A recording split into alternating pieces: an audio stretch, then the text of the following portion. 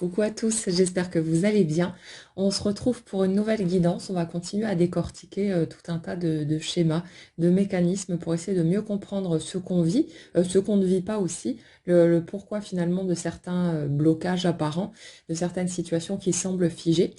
Comme toujours, prenez uniquement ce qui vous parle, ce qui résonne pour vous, ce qui vous aide à adopter peut-être un autre angle de vue plutôt que de rester dans des interprétations douloureuses. C'est vraiment d'aller vers ce qui peut alléger un petit peu votre cheminement. Et puis n'oubliez pas que la vie va de toute façon vous ramener les circonstances, les conditions dont vous avez besoin pour continuer à avancer, pour continuer à mieux vous comprendre, à mieux vous connaître et aller vers ce que vous voulez véritablement au fond de vous.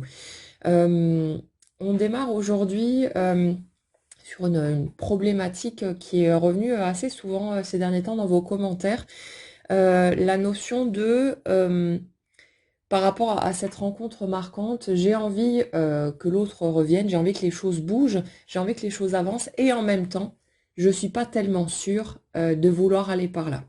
Là, je suis, si vous voulez, sur une énergie d'indécision, sur une énergie de difficulté à se positionner, mais c'est pas par rapport à l'autre, c'est plus par rapport à soi-même. Et le truc, en fait, que je ressens derrière cette difficulté à trancher, à savoir ce qu'on veut, en fait,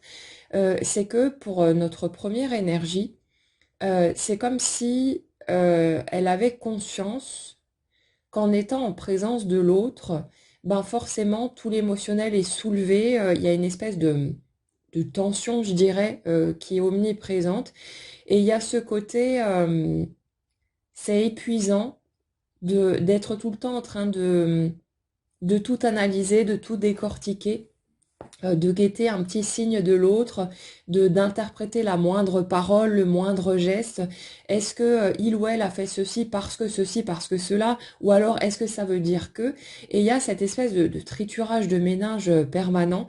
qu'on retrouve de façon quasi systématique sur les premières énergies, qui fait que c'est perturbant, c'est déstabilisant. Et si vous voulez, sur l'étape sur laquelle on est là,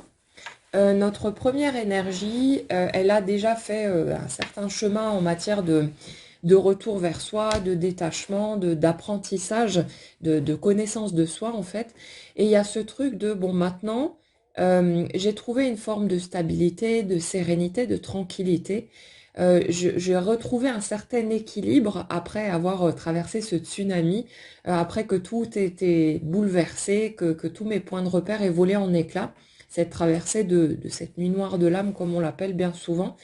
Et il y a ce côté, je suis à une étape où j'ai l'impression d'avoir reconstruit ma vie, d'avoir pris un nouveau départ, où beaucoup de choses ont changé, beaucoup de choses ont été remises en question. Pour énormément de gens, c'est j'ai revisité tous les aspects de ma vie pour faire un grand ménage, aussi bien au niveau des relations qu'au niveau des activités. Ça peut être le lieu de vie aussi, hein, et tout un tas de choses. Et c'est comme si tous ces bouleversements, bah, qui ont forcément un impact bénéfique, qui ont amené plus de sérénité, plus de joie, le fait de ressentir à nouveau justement cette tranquillité, ces petites étincelles, cette joie dans les choses les plus simples qui revient enfin après ce passage à vide très lourd et très difficile. Mais il y a ce truc d'un côté, j'ai envie d'y aller, j'ai envie d'aller au bout des choses, j'ai pas envie de rester sur de l'inachevé, j'ai envie d'aller explorer, voilà, de savoir comment c'est de pouvoir vivre une relation d'une telle intensité. Et en même temps, il y a ce truc oui, mais je sais que dès que l'autre se repointe ou qu'il se passe quelque chose, euh, tout de suite, ben, l'émotionnel monte en puissance. Je ressens à nouveau ces perturbations, le fait de ne pas avoir vraiment cette tranquillité et bah, comme dit aussi cette tendance à l'hypercogitation en mode j'analyse tout, je décortique tout. Et ce qu'il y a derrière cette tendance à vouloir savoir en fait ce qu'il y a au-delà des comportements, des attitudes, des paroles de l'autre ou de son silence, hein, d'ailleurs, c'est une façon de chercher à se rassurer aussi. Comme si on avait peur qu'en loupant un indice, un petit signe, un petit quelque chose, qu'on risquait justement de passer à côté. De pas voir, par exemple, la perche qui nous serait tendue, de pas la saisir et de potentiellement raté quelque chose d'essentiel qui aurait pu mener à ceci ou cela. Alors là, l'élément sur lequel on a besoin de se recadrer, c'est que de toute façon, notre réalité concrète, ce qu'on vit à l'extérieur, dans notre quotidien, n'est que le reflet de l'énergie qu'on porte. C'est-à-dire que vous ne pouvez pas rater quoi que ce soit, littéralement. Vous pouvez avoir ce sentiment, par contre, vous pouvez avoir l'impression d'avoir fait des mauvais choix, des faux pas, d'avoir raté des opportunités. Mais le truc, c'est que si vous avez pris ces directions ou si les circonstances ne se sont pas prêtées à vous permettre d'avancer comme vous le souhaitiez, c'était le reflet de votre énergie. C'est pas parce que vous avez prononcé la mauvaise parole ou alors vous n'avez pas prononcé celle qu'il fallait ou alors vous n'avez pas posé la bonne action, saisi les choses à temps que vous avez raté quelque chose, que les choses ne se sont pas produites. Si les choses que vous espériez voir venir n'ont pas pris forme à ce moment-là, c'était parce que ça coïncidait à l'énergie que vous portiez au moment des faits. C'est rien d'autre que ça. Donc c'est vrai que c'est pas évident de se rassurer par rapport à cette notion-là, parce que forcément, bah, on a tous grandi dans cette optique de mes paroles, mes actes ont un impact sur la matière et sont déterminants en fait. Et avec cette espèce de pression permanente en mode il faut que je trouve quoi dire, quoi faire, que j'aille dans la bonne direction et surtout que je me plante pas pour pouvoir obtenir des résultats allant dans le sens de mes souhaits, de mes attentes. Et le truc, c'est que quand il s'agit d'un objectif, on va dire mineur ou alors plus important, mais où ça nous paraît pas vital, bah, bon, ma foi, on peut être déçu, on peut être triste, en colère, frustré, etc. Mais on va dire, on se dit ça va pas nous tuer. Mais quand il s'agit de quelque chose dont bah, vous avez rêvé toute votre vie, que vous avez attendu comme le Saint Graal, bah là les enjeux sont pas les mêmes et forcément la pression qu'on se met sur le dos n'est pas la même non plus. Et autant pour des petits objectifs, on va être OK pour se dire, pour laisser le bénéfice du doute quelque part et se dire, bon OK, c'est le reflet de mon énergie, donc si ça prend pas, bah, c'est que, voilà, c'est peut-être pas le moment, qu'il y a peut-être certains freins, certaines peurs encore, mais quand il s'agit de quelque chose que vous jugez totalement essentiel, quand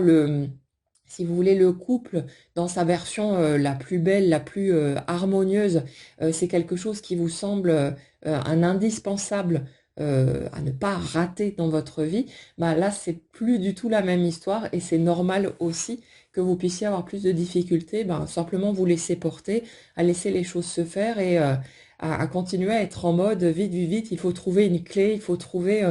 un élément, un levier qui va me permettre d'aller vers ce que je souhaite et ne surtout pas me planter en cours de route, faire un mauvais choix ou faire une erreur dans mon positionnement. Mais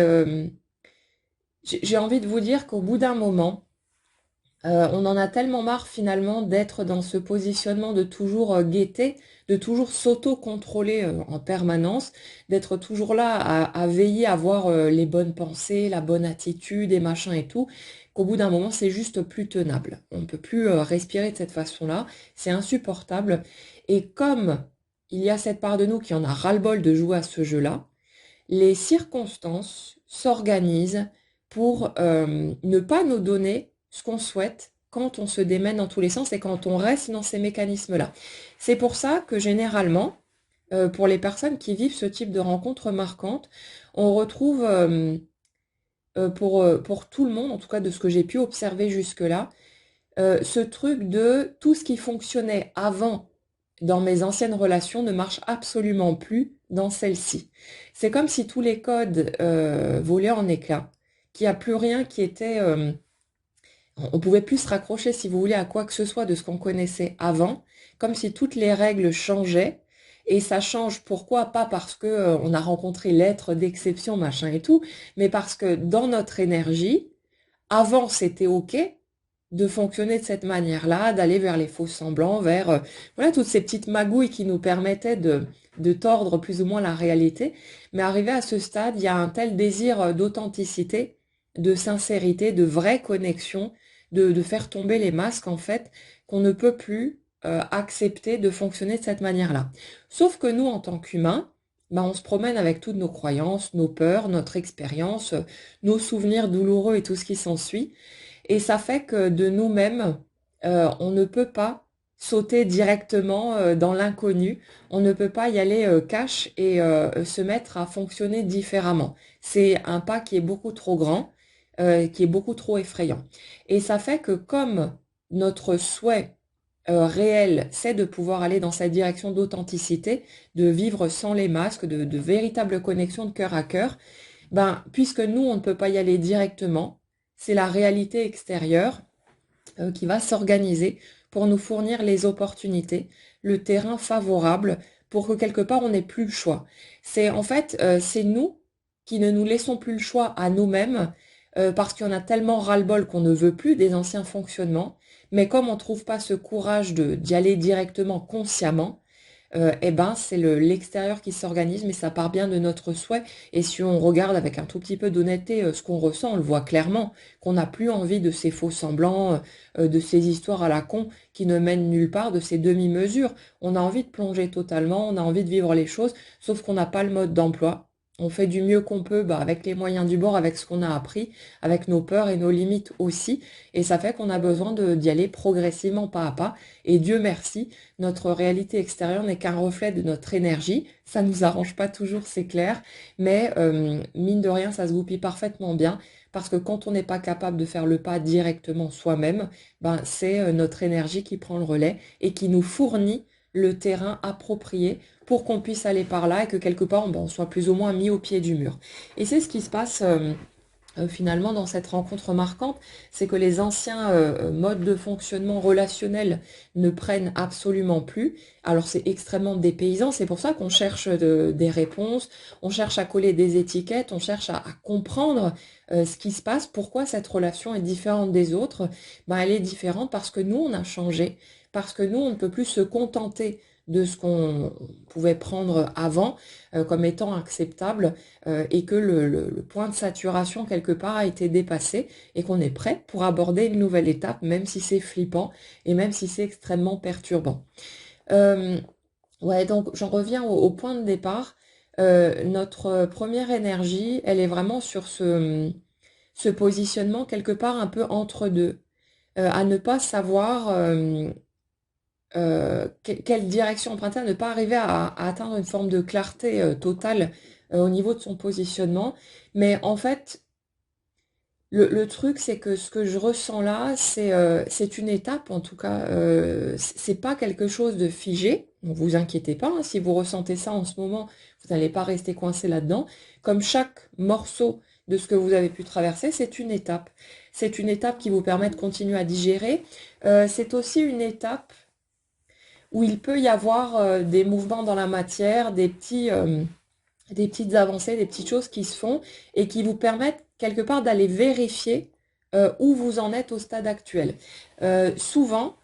ce que j'observe dans ce type de situation, c'est que quand vous êtes dans cet entre-deux à pas trop savoir est-ce que j'ai vraiment encore envie d'y retourner, est-ce que j'ai envie de vivre le truc, ou est-ce que finalement je préfère rester dans mon avancée actuelle, dans ce que je vis maintenant, il y a ce truc d'une situation, de circonstance qui se présente pour vous permettre de voir comment vous ressentez les choses. Est-ce que vous ressentez déjà toujours la même chose? Est-ce que vous êtes toujours en stress? Est-ce que il y a toujours tous ces questionnements, tous ces mécanismes? Et souvent, quand on se confronte à ça, on se dit ah non, là c'est bon, c'est trop chahutant. On reprend une petite dose, si vous voulez, de cette tension en étant en connexion avec l'autre, et ça nous permet d'évaluer où on en est, comment on ressent les choses, à quel point on est capable ou pas de gérer tout ça maintenant, et puis ça nous permet d'y voir plus clair. Mais ouais, il y a vraiment ce truc quelque part de se laisser le temps. Simplement, alors bien sûr, c'est pas notre option préférée. La patience n'est pas l'amie de tout le monde, c'est normal. Mais il y a ce truc aussi dans l'énergie que je ressens en tout cas, il y a comme une forme de sagesse qui s'est installée par rapport à ça, à ne plus être aussi pressé. Si vous voulez, dans ce que je ressens pour les étapes d'avant, il y avait vraiment ce côté de course contre la montre. Vite, vite, vite, il faut que j'avance le plus rapidement possible pour foncer tout droit finalement vers cette ligne d'arrivée imaginaire qui représente la mise en relation avec l'autre, ou en tout cas la possibilité d'aller explorer de façon plus posée, plus tranquille la relation. Et c'est comme si dans ces premières énergies, on avait une sorte d'acharnement vraiment de je fais des pieds et des mains, je mets toute mon énergie, tout mon temps là-dedans pour essayer d'avancer, de travailler sur moi, de voir ce qui cloche, d'essayer de comprendre, de dénouer ceci ou cela, de guérir. Et il y a vraiment un investissement au taquet finalement, mais quelque part qui n'est pas posé sur la joie qu'on peut ressentir à l'idée de vivre tout ça, mais sur la peur de passer à côté de quelque chose, sur la peur de perdre l'autre, la peur aussi de ne pas être à la hauteur.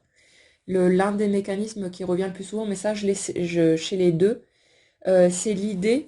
que tel que l'on est, avec son humanité, avec ce qu'on peut qualifier de défaut, tout ce qui nous caractérise, qu'on n'est pas suffisant, et que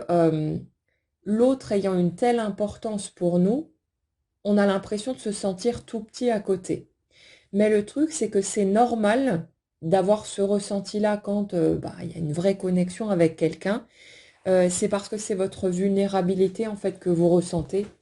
Le fait de se sentir tout petit, c'est pas nécessairement de la dévalorisation, bien que dans les premières étapes, on y est clairement, hein. Mais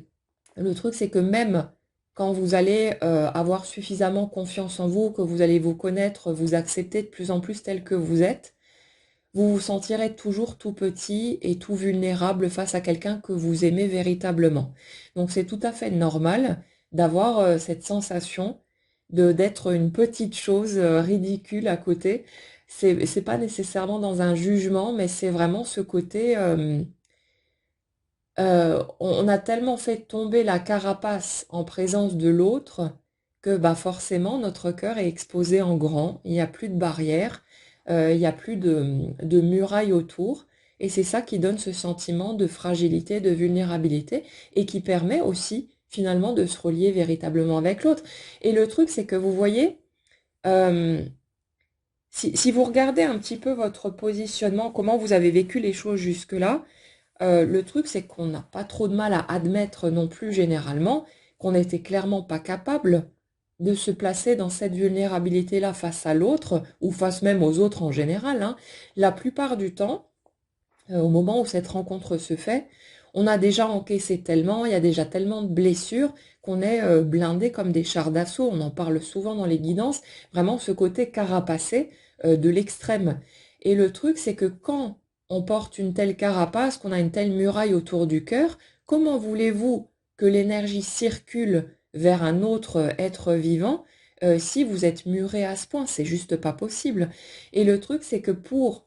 pouvoir aller vers une relation qui va vraiment être dans cette sincérité, dans cette connexion de cœur à cœur, ben on peut pas la vivre si on est carapacé et si les deux côtés, on est sur la défensive en permanence ou ce genre de truc. C'est en plus ce que vous avez expérimenté. Quand vous avez rencontré l'autre, chacun avait tout son lot de blessures, de casseroles qu'il traînait derrière lui. Et le truc, c'est que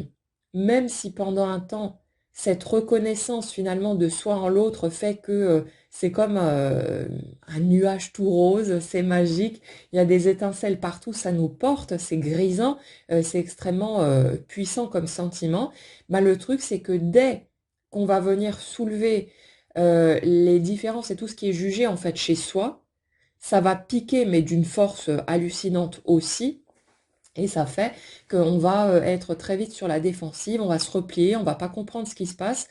pourquoi ça fait tellement mal, alors que techniquement parlant, la même situation qui se serait produite avec quelqu'un d'autre, ben, n'aurait pas chahuté plus que ça, hein. C'était peut-être une bricole, une broutille, mais on est tellement à vif dans notre émotionnel, on se protège tellement de ce côté-là, que la moindre petite friction avec l'autre semble prendre des proportions hallucinantes. Et forcément, bah, on a nos mécanismes de défense qui s'activent, même si on essaye d'être mesuré de son côté parce qu'on veut surtout pas aller vers des conflits avec l'autre, on veut surtout pas blesser non plus cette personne. Et il y a ce truc de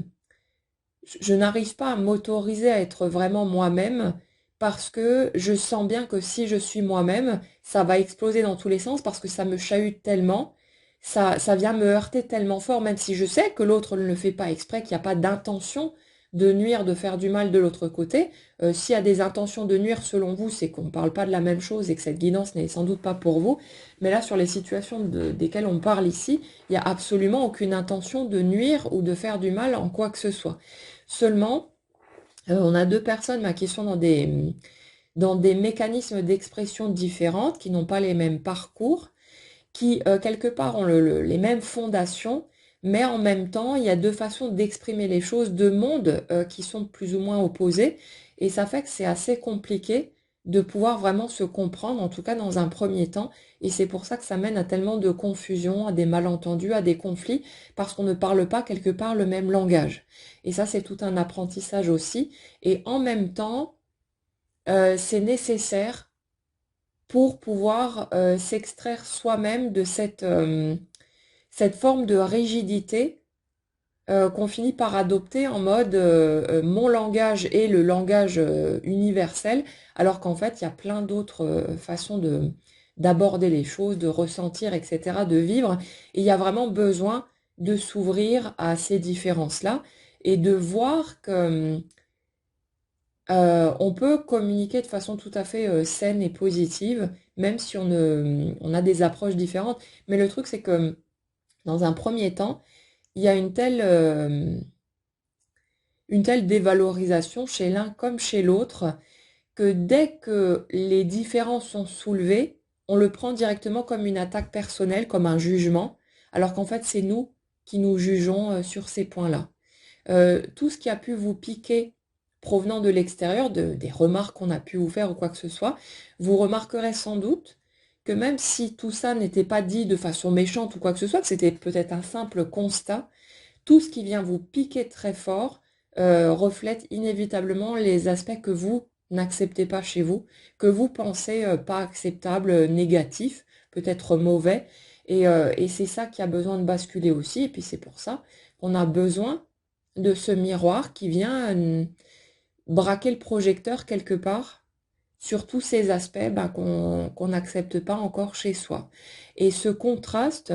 qu'il y a entre les deux énergies nous permet en fait d'aller rencontrer toutes ces parts de nous qu'on a laissées enfuies dans un coin pour qu'on puisse petit à petit aller les rencontrer, les mettre en lumière et leur ouvrir les bras au lieu de continuer à les piétiner, à cracher dessus, à croire qu'elles sont pas acceptables et ainsi de suite. Donc tout ce chemin se fait petit à petit au rythme de chacun bien sûr. Alors pour en revenir à notre première énergie, on ira regarder pour ce qui se passe pour la seconde tout à l'heure aussi. Mais il y a ce truc de se laisser le temps, de ne plus chercher à courir à tout prix parce qu'il y a cette conscience de toute façon, je ne peux pas forcer le passage, je ne peux pas forcer les choses. Et ce côté de comprendre aussi, d'intégrer petit à petit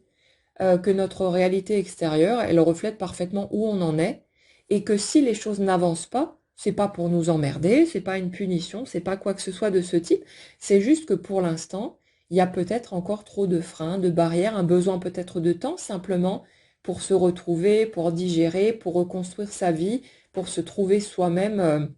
dans son épanouissement personnel et tout ce qui s'ensuit. Donc il y a cette conscience de c'est pas l'extérieur qui actionne les manettes, ça part bien du dedans. Même si je ne comprends pas, même si je ne vois pas les éléments qui peuvent me freiner ou mes propres interdictions intérieures, à un moment donné, on comprend que ça part vraiment de nous et donc qu'on peut vraiment se tranquilliser. C'est moi, à un certain niveau, qui veut que les choses soient comme ça ou qui préfère que les choses soient plus comme ça que comme ça. Et on a cette conscience aussi des contradictions qui se promènent en nous, du fait qu'on peut vouloir une chose et son contraire, et que voilà, c'est pas grave, c'est pas un problème, et c'est pas définitif de toute façon. Donc il y a cette forme de tranquillité qui s'installe dans l'énergie que je ressens. Ce côté, ok, je sais que voilà, je reviens de loin, que j'ai un certain parcours, une certaine histoire, un certain nombre de casseroles, et que ma vie s'organise pour me permettre de faire un petit pas à la fois en respectant mon rythme. Elle ne joue pas en mode Jojo l'escargot, mais elle me donne vraiment le plus rapidement possible, selon ce qui est acceptable et encaissable pour moi, les étapes dont j'ai besoin pour me permettre de cheminer. Et là, on trouve vraiment une forme de douceur dans le fait de continuer à avancer parce qu'il y a cette conscience qui devient de plus en plus flagrante du fait que la vie, c'est nous en fait. Que ce qu'on expérimente autour, ben, ce n'est que une projection en beaucoup plus grand finalement de qui nous sommes et que tout est là vraiment pour nous permettre de nous connaître, d'expérimenter qui on a envie d'être et d'expérimenter ce qu'on a envie d'expérimenter aussi, pas à partir de notre tête, mais à partir de nos tripes, parce que notre tête, elle croit souvent vouloir certaines choses, alors qu'en fait, il y a plein d'autres éléments qui traînent en dessous, et ça fait que tout ça s'organise pour nous permettre d'avancer finalement le plus rapidement possible, même si ça nous semble encore trop lent à notre goût d'humain, et c'est normal, il n'y a pas de problème avec ce truc-là. Ouais, il y a aussi autre chose là-dedans, dans ce côté, je n'arrive pas à me positionner, je n'arrive pas à savoir si je veux y aller ou bah, si j'ai besoin encore de temps, si je veux rester pour le moment dans mon cocon. C'est cette notion de voir plutôt clairement que d'être en présence de l'autre, bah, c'est perturbant, c'est chahutant, et de ne plus avoir l'impression que si l'autre sort de notre champ de vision pendant un temps, que c'est quelque chose qui serait potentiellement définitif. Il y a ce truc de je comprends que de toute façon, je n'ai aucune certitude sur quoi que ce soit. Je peux avoir mes espoirs, je peux avoir mes rêves, mes envies, mais je sais, je comprends que de toute façon, je n'aurai pas le fin mot de l'histoire avant de vivre éventuellement concrètement les choses. Et il y a cet aspect de par le passé, c'est comme si au moindre signe d'éloignement, vous étiez passé en mode panique à bord en pensant peut-être que la porte se fermait pour de bon. Donc ça crée un affolement, une véritable panique, la peur que ce soit définitif et puis le côté insupportable d'avoir vécu une connexion si forte et de se dire mais si l'autre sort de ma vie, peut-être que je ne ressentirai plus jamais ça pour personne et c'est assez pesant comme d'envisager les choses sous cet angle-là. Mais là, si vous voulez, il y a ce truc d'avoir pris conscience du fait qu'on ne sait pas ce que la vie peut réserver. On ne sort plus les grands mots tout de suite, des toujours, des jamais, alors que ben, pour sortir ces mots-là, il faudrait être arrivé au dernier jour, à la dernière seconde de sa vie, pour pouvoir dire que ce n'est jamais arrivé, et ainsi de suite. Mais là, il y a ce côté, on apprend à danser, à naviguer avec l'imprévisible, avec le côté surprenant de ce que la vie peut réserver. Et il y a comme une forme de tranquillité qui s'installe sur le fait que rien n'est jamais définitif et qu'on ne sait absolument pas ce que peut réserver demain. Et plutôt que de vouloir garder à tout prix l'autre sous le coude alors qu'on perçoit clairement que c'est inconfortable ou que ça nous chahute de trop à un certain moment de notre cheminement, il y a ce côté, ok, je laisse cette prise de distance se faire, je ne sais pas si elle est définitive ou pas, mais je profite de ce temps d'accalmie, de sérénité plus grande, de tension qui descend, qui chute, pour pouvoir continuer à avancer dans mes états, pour pouvoir vivre différents moments de ma vie et pouvoir construire ce que j'ai envie de construire pour être la personne que j'ai envie d'être. Et c'est comme s'il y avait une certaine sérénité qui arrivait avec cette acceptation du fait que c'est pas parce qu'on ne voit plus les gens, qu'on ne leur parle plus, qu'il n'y a plus cette connexion quelque part qui existe à un autre niveau. Et il y a ce truc d'accepter la présence invisible en fait de l'autre et de pas hésiter à s'en nourrir aussi. Pas en mode je me raccroche comme un petit vampire à l'autre, au souvenir de l'autre, parce que je cherche à combler le vide, mais j'apprends à me nourrir moi-même de par mes choix, mes activités, mes fréquentations. Je vis ce que j'ai envie de vivre, j'avance pour moi, mais je n'hésite pas non plus à me connecter en pensée à l'autre si j'en ai besoin. Et à garder ce lien bien précieusement au chaud dans mon cœur, sans pour autant essayer de le dégager de là. En fait, beaucoup de personnes, quand vous arrivez à ces étapes de séparation, de coupure, euh, le, la souffrance que vous ressentez, bah, quelque part, est tellement forte à un moment donné que vous cherchez à vous débarrasser de ce que vous ressentez. Et pour beaucoup, vous cherchez à vous débarrasser du souvenir même de l'autre. Vous aimeriez pouvoir l'éjecter, le zapper, comme s'il n'avait jamais existé, parce qu'en fait, vous êtes en train de chercher à fuir ce que ça vous fait ressentir. La peur d'avoir perdu l'autre définitivement, la peur de plus jamais ressentir quelque chose de cette nature-là, euh, la peur de trouver indéfiniment vos autres rencontres fades à côté de celle-ci et de plus jamais pouvoir vraiment vibrer pour quelqu'un, tout ce que ça peut soulever chez vous, on a tendance à vouloir fuir ces émotions. Et pour fuir ces émotions, ben, on cherche à effacer l'autre, sauf que ça marche pas comme ça. Et que, à un moment donné, on a besoin de se poser face à ce qu'on ressent et d'accepter que ça nous fait ce que ça nous fait. D'accepter les fluctuations aussi, le fait qu'il y a certains jours, on va se sentir parfaitement tranquille, parfaitement détaché, bien vraiment dans ses baskets, dans sa vie, heureux de ce qu'on expérimente. Et il y a d'autres jours où ben, l'autre va nous manquer, on va être dans la tristesse, dans les questionnements, les doutes et tout ce qui s'ensuit. Et l'un des apprentissages finalement là aussi, ben, c'est d'apprendre à accepter ces fluctuations, à ne plus résister finalement à ce que nos émotions fabriquent à l'étage du dessous, mais de les laisser naturellement bouger, évoluer, fluctuer, sans plus chercher à se braquer contre ce mouvement naturel. Il y a vraiment cette notion de réconciliation avec notre émotionnel, et ça, c'est un point extrêmement important, parce que quand on est en lien avec une personne qui nous chamboule autant au niveau des émotions, ce qui fait que ça part en vrille à un moment donné, c'est aussi le fait que pour nos premières énergies,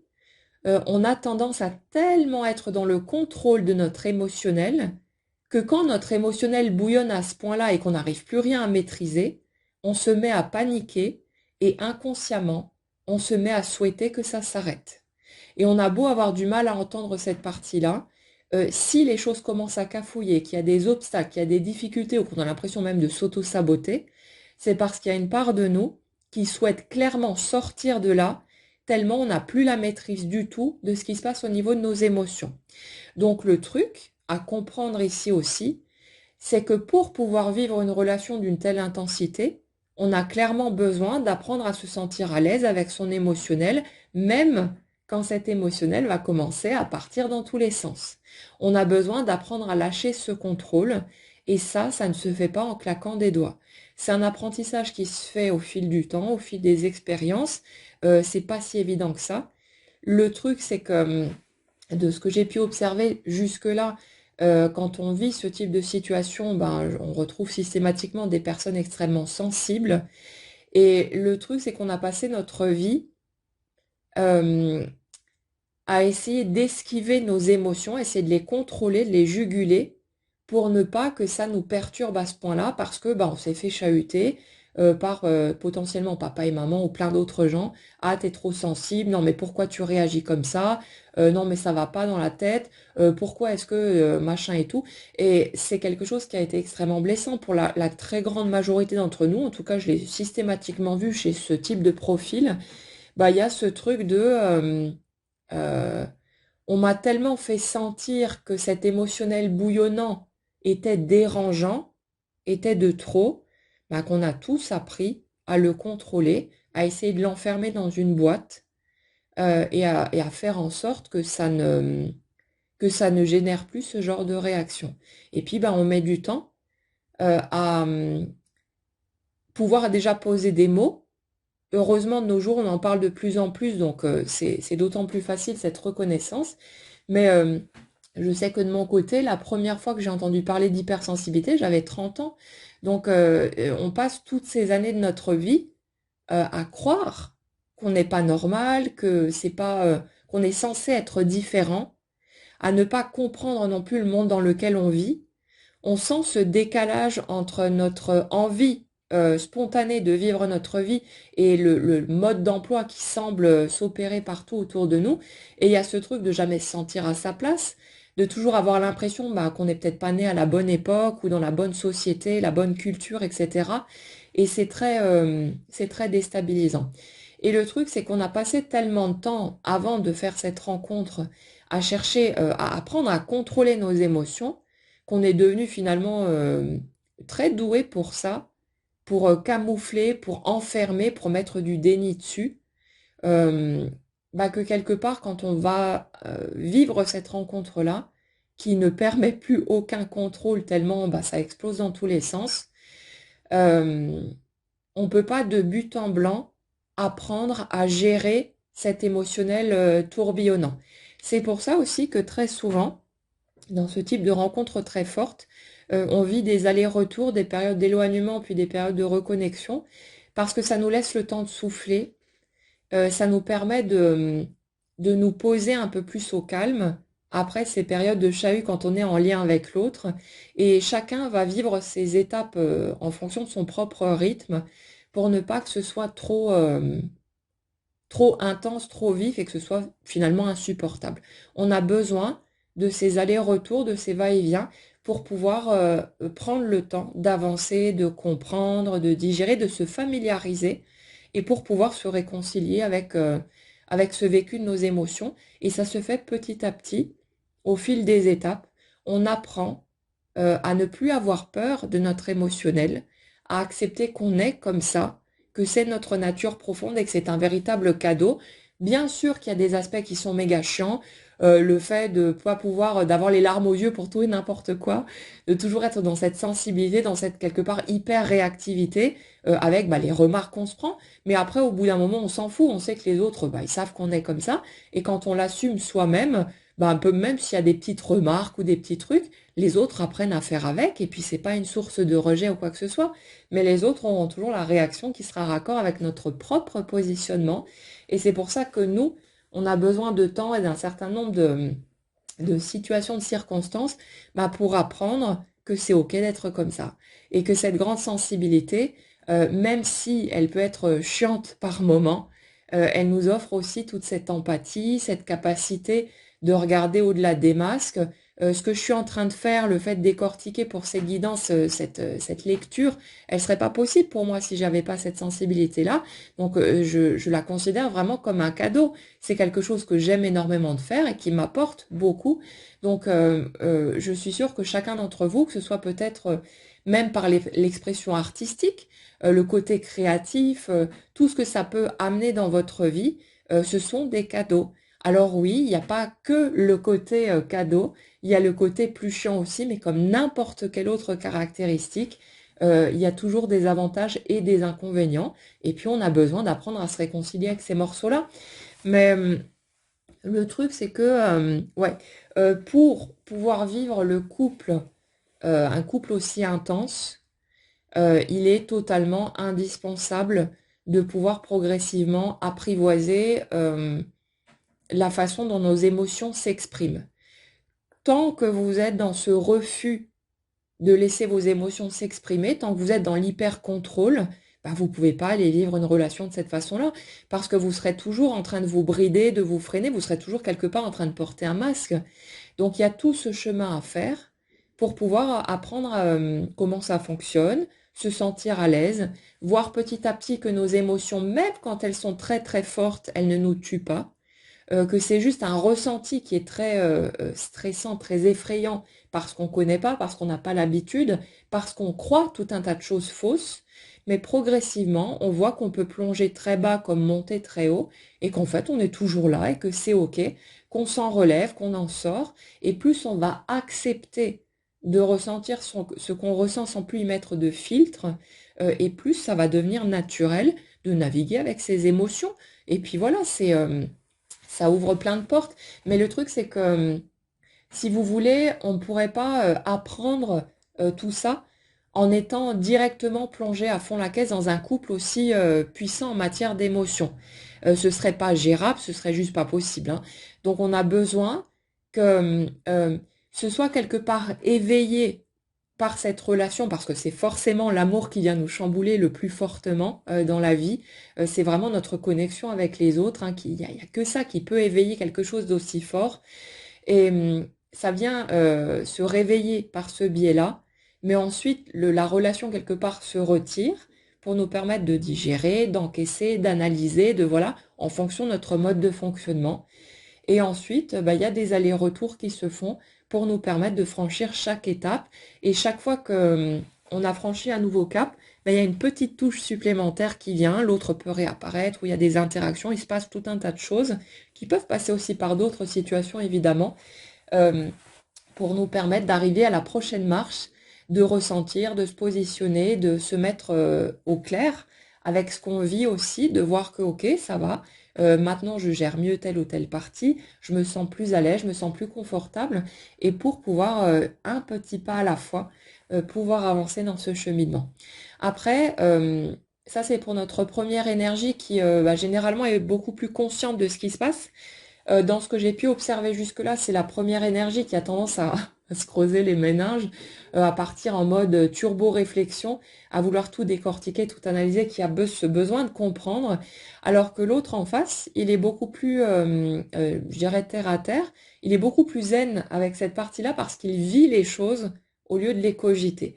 Et ça fait que la seconde énergie, elle ne vit pas forcément autant de turbulences au niveau des réflexions, elle n'est pas dans cette appréhension permanente des choses parce qu'elle plonge dans l'expérience, elle va à la rencontre de, voilà, de ce qui a à être vécu et elle va réagir de manière beaucoup plus instinctive. Et en fait, c'est assez rigolo à observer au niveau énergétique parce que le second, on a vraiment l'impression que sans que quoi que ce soit calculé, il ou elle sait en fait quand c'est le moment de réapparaître, de faire quelque chose. Et ce qui est particulier, c'est qu'en fait l'autre, euh, il est juste en train de faire des choses, de vivre spontanément, si vous voulez, ces étapes.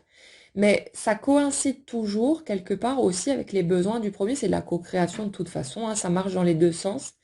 Mais ça coïncide toujours aussi avec les besoins du premier de franchir une nouvelle étape et c'est là que l'autre fait quelque chose ou voilà, sans que ce soit réfléchi, sans que ce soit calculé.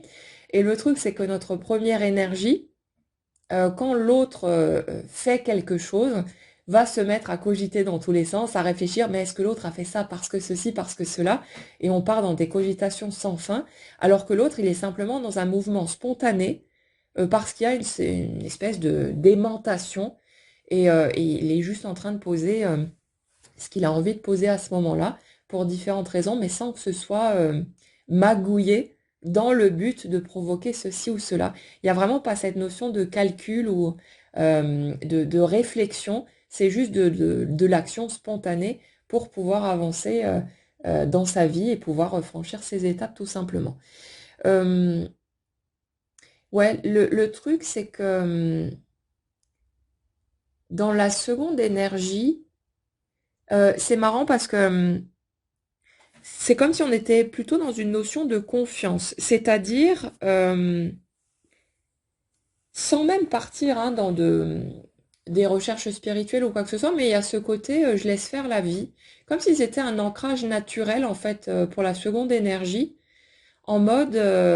si je dois retrouver cette personne, les circonstances vont s'organiser. Enfin, il y a vraiment ce truc d'une forme de tranquillité, d'une tranquillité naturelle que la première énergie va acquérir au fil finalement de son cheminement, mais beaucoup plus tardivement. Mais chez le second, c'est pour ça aussi que l'autre n'est pas dans cet affolement, dans ce stress, et que potentiellement il ne le comprend pas chez le premier. C'est qu'il y a vraiment ce truc de naturellement d'avoir tendance à prendre ce qui vient comme ça vient, à vivre ses étapes, à pas chercher à forcer les choses, à ne pas chercher à avoir des réponses à tout prix ou à figer les choses. Il y a cette forme de mouvement naturel qui se fait avec ce côté imprévisible, ce côté incertain. Et ça sert quelque part aussi de modèle à l'autre finalement. La première énergie, elle peut avoir tendance à mal interpréter aussi cette façon-là d'aborder les choses. On a tendance à penser que l'autre dans son détachement, son apparente tranquillité, en fait, n'en a rien à foutre, n'est pas touché, n'est pas ceci ou cela. Mais en fait, c'est comme si le second était dans une acceptation beaucoup plus naturelle et spontanée de ce qui est, et avait vraiment tendance à vivre le moment présent avec beaucoup plus de facilité, en fait. Et le truc, c'est que c'est pas que cette personne n'est touchée par rien, qu'elle en a rien à foutre, ou que voilà, bah moi c'est bon, je zappe du jour au lendemain comme ça en claquant des doigts. C'est plus une question de d'aller toucher son impuissance en fait beaucoup plus rapidement, d'être ok avec ça. C'est je peux pas forcer les choses, je peux pas obliger qui que ce soit à quoi que ce soit. Je peux pas me forcer moi-même non plus à passer au-delà de mes peurs et de mes limites. Et il y a ce truc de, bah, puisque les choses sont comme ça, bah, j'avance en fonction des circonstances du moment, en fonction de ce qui est accessible pour moi maintenant, plutôt que de me casser la tête, de me faire fumer le bocal et de partir dans de la souffrance ou des choses comme ça. Il y a ce côté, je rebondis, j'avance, qui est beaucoup plus facile finalement dans cette façon de fonctionner. Alors, ça ne veut pas dire que le second ne va pas souffrir et vivre des étapes compliquées. Mais il y a ce truc de je ressens ce que je ressens, avec bon, cette tendance aussi à se blinder, à être dans le déni pendant un certain temps en tout cas, mais c'est pas pour autant que je vais me mettre, bah, à me rouler par terre et à rester dans cette souffrance finalement. C'est ce côté, j'avance, je vis, je passe à d'autres étapes, je cherche des portes de sortie. Et puis bon, il y a aussi ce côté, ben, j'en profite pour essayer de fuir mes émotions en même temps. Je cours, je cours, je cours, j'avance dans la matière pour ne pas avoir à ressentir, ne pas avoir à me poser là et à ressentir ce que ça me fait ressentir. Mais ouais, il y a plus de facilité, disons, à se positionner par rapport aux coups bas, aux claques, aux moments difficiles. Et ce côté extrêmement résilient aussi, peut-être un peu trop, qui fait qu'il y a cette fermeture, ce côté je me braque face aux émotions que je ressens. Mais pour les premières énergies, gardez ça en tête que ce que vous percevez depuis votre point de regard n'est pas forcément ce qui se passe réellement pour l'autre. C'est une façade, ce sont des apparences en fonction de ses propres mécanismes de fonctionnement. Et le truc qui fait que vous l'interprétez de la mauvaise façon, c'est qu'on a tous tendance à penser que notre façon de ressentir, de vivre, de voir les choses est la même pour tout le monde. Ce qui est totalement faux. Mais comme nous, on débarque dans cette rencontre avec cette croyance-là, ça fait que quand on voit l'autre ne pas réagir ou voilà être fermé là où nous on aurait fonctionné totalement différemment, on prend notre mode d'emploi et on l'applique sur l'autre et on se dit ok, bah pour que moi je ne réagisse pas dans telle circonstance, ça voudrait dire que j'en ai absolument rien à foutre, que je ne ressens absolument rien. Et du coup, bah, on interprète de façon totalement erronée l'attitude ou les paroles de l'autre, alors qu'on ne fait que calquer notre façon de fonctionner sur l'autre, alors que l'autre fonctionne d'une façon totalement différente. Donc vous voyez, il y a tout ça aussi qu'on a besoin d'apprendre, on a besoin d'aller vers ces prises de conscience pour se rendre compte que il y a ces différences et qui sont valables pour tous, qu'on n'a pas tous la même façon de ressentir les choses, de se positionner, et on a besoin d'apprendre ce détachement par rapport à toutes nos interprétations à la con qui nous font plus de mal qu'autre chose, euh, mais qui viennent nous aider aussi en même temps à prendre conscience de notre système de croyance. Il y a tout ce démontage qui se fait petit à petit, une étape après l'autre, et bien sûr que ça demande du temps, mais c'est comme si on avait de plus en plus cette confiance dans le fait que tout est pour le mieux, qu'on est exactement là où on a besoin d'être, on est capable d'être à ce moment-là. Mais ouais, on dirait que plus on avance, plus il y a cette forme de confiance du fait que tout est parfait et que c'est peut-être qu'une question de temps. Il y a cette espèce de confort qui s'installe par rapport à l'incertitude, par rapport au fait de ne pas savoir. Je ne sais pas si je vais retrouver l'autre ou pas, si ce sera finalement vécu ou non, mais il y a ce truc de je sais que la vie m'accompagne, me porte, m'emmène où c'est le mieux pour moi, où je suis en mesure d'être pour le moment, et il y a cet aspect de non définitif. C'est pas On n'est plus dans cette espèce de tentative de figer les choses. Si pour l'instant ça bouge pas, ça veut dire que ça ne bougera jamais. On arrête la drama queen, mais on est vraiment dans cette ouverture au champ des possibles. Toutes les possibilités existent et on ne sait pas de quoi sera fait demain, mais le fait de ne pas savoir ne nous fiche plus dans une forme d'attente à être là tourné vers l'avenir en guettant un éventuel signe, un éventuel mouvement, mais on est vraiment en train d'apprendre finalement pour les premières énergies à vivre ce moment présent, pendant que l'autre est en train d'apprendre aussi à s'ouvrir à ses émotions. Et il y a ce truc d'apprendre finalement à rentrer dans le monde de l'autre, mais des deux côtés. C'est comme si la première énergie, elle allait renouer petit à petit avec la matière, avec le fait justement d'apprendre à vivre au moment présent, de vivre pour soi, sans plus être dans l'attente par rapport aux autres, par rapport à l'extérieur, ce côté vraiment de réconciliation avec soi-même et de je me nourris par mes propres moyens. Et le second, ben, il apprend petit à petit à découvrir, à explorer le monde de ses émotions, à s'ouvrir à ce qu'il ressent, à voir qu'il n'a plus besoin forcément de contrôler ce qu'il vit à l'extérieur pour ne surtout pas que ça vienne toucher l'émotionnel, mais il s'ouvre petit à petit pour accepter de ressentir ce que les choses lui font ressentir. Et c'est comme si l'un et l'autre, quelque part, ben, se préparaient pour être capable de vivre une telle relation concrètement et ne plus avoir envie de prendre la fuite ou de provoquer la fuite de l'autre parce que l'émotionnel est trop violent. Mais comme dit, c'est quelque chose qui se fait progressivement. C'est pour ça que pour beaucoup, ça prend énormément de temps parce que ben, on revient de loin, on a vécu tout un tas de choses plus ou moins difficiles. On a beaucoup d'étapes à digérer, de choses à comprendre. Tout ce système de croyances erronées à remettre en question pour retrouver cette légitimité à être comme on est, à fonctionner comme on fonctionne et à ne plus croire qu'on devrait être quelqu'un d'autre ou euh, qu'on devrait ne pas être aussi sensible, ne pas être aussi ceci ou cela. Donc il y a toute cette rencontre avec soi qui se fait en parallèle des deux côtés, comme dans une forme de miroir inversé finalement, et où chaque brique vient se poser pour pouvoir construire un socle solide qui permettra, à un moment donné, de pouvoir vivre les choses à deux, de rester dans cette connexion sans plus être tellement chahuté qu'on a envie de se barrer en courant ou qu'on est soulagé finalement quand l'autre n'est plus en vue parce que justement ça nous donne ce répit. Là, il y a besoin d'apprivoiser tout ça pour l'un comme pour l'autre et de pouvoir, si vous voulez, rester dans une forme de stabilité. Arriver à un stade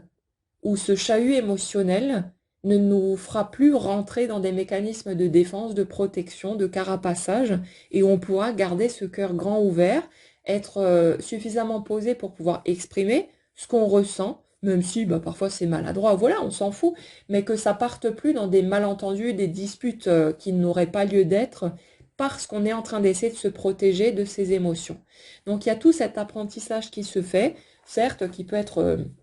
long et chiant, mais ça fait partie des étapes et c'est totalement indispensable pour mener vers un équilibre, que ce soit pour soi-même dans un premier temps ou pour avoir la possibilité ensuite de vivre cet équilibre au niveau de la relation en elle-même. Donc, on va s'arrêter là pour aujourd'hui sur ces mécanismes. J'espère que ça pourra bah, vous apporter des clés supplémentaires pour comprendre ce que vous vivez ou qui vous êtes, ce que vous traversez, peut-être pour avoir un peu plus confiance aussi dans ce processus de la vie. N'hésitez pas bah, à partager avec nous si vous en avez envie vos propres étapes, vos prises de conscience du moment, les questionnements qui peuvent être les vôtres aussi, qui pourront servir éventuellement pour de prochaines guidances ou des podcasts pour expliquer, décortiquer tout ça. Je vous souhaite en tout cas une très très bonne journée, prenez bien soin de vous et on se retrouve très vite.